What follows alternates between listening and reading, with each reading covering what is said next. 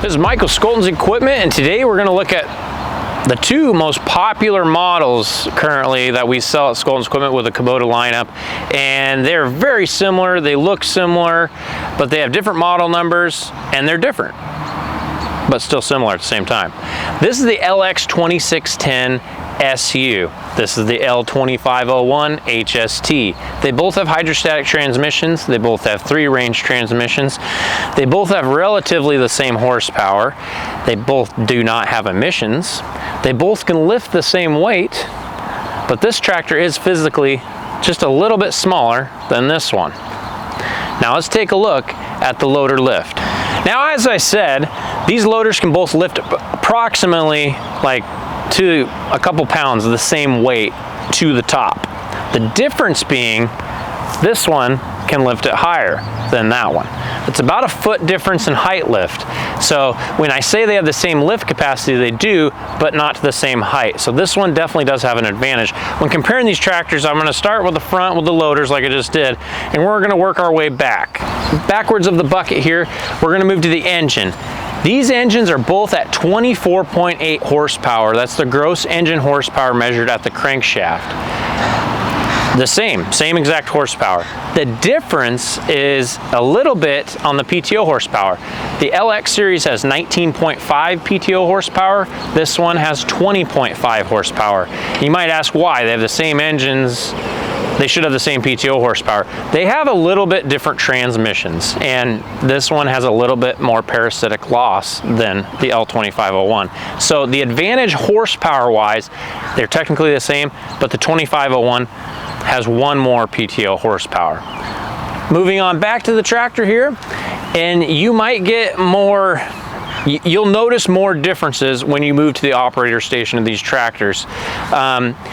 They both have hydrostatic transmissions, and they both have 3-range hydrostats. Not a lot of the competitive models of other competitors that make models in this range of horsepower can say they have 3-range hydrostat transmissions, but both of these tractors do. But the differences lie, you can see, the L2501 is a more basic tractor. It's got a little bit of a hump that you have to put your foot over. It's got a clutch pedal on the left side. It's got brake pedals on the right side. It's got the loader valve sticking out right here. And then you move to the LX series, not as much of a hump, a little bit more flat floor design, a little nicer. The loader valve isn't sticking out way out here. It's integrated into the tractor. And you still have the 3-range hydrostat. You do not have a clutch pedal on the LX series. Since you don't have a clutch pedal, the brakes are on the left side versus the brakes being on the right side on the L2501. You might ask, why does that make any, what does that matter?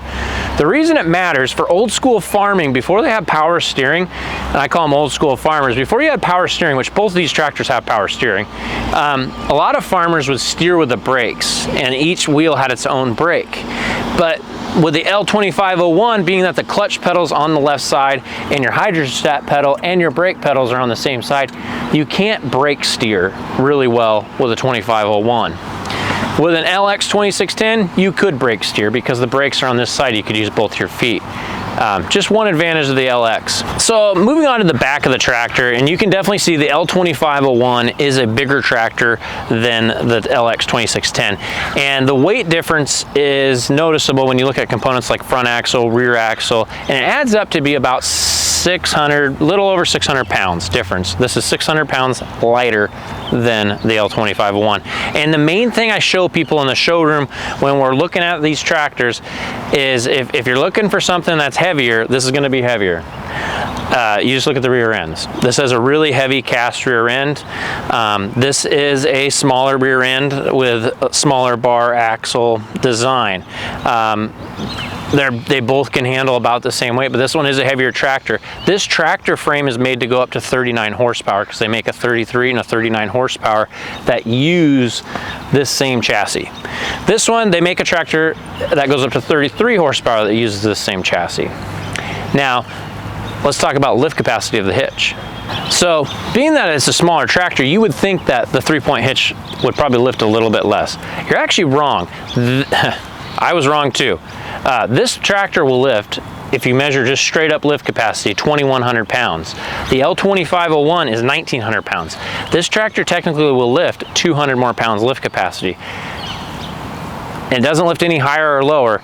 And honestly, just doesn't make a ton of sense to me. This one should honestly have a better spec, but it doesn't. But this video is for informational purposes if you're just trying to decide one or the other. But 200 pounds isn't a whole lot. It will lift one more me. So both these tractors have a R4 tire on them.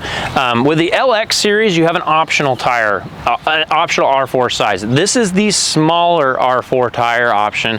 You can option up to the bigger R4 tire like this one, which will give this tractor a more similar stance to the L2501HST.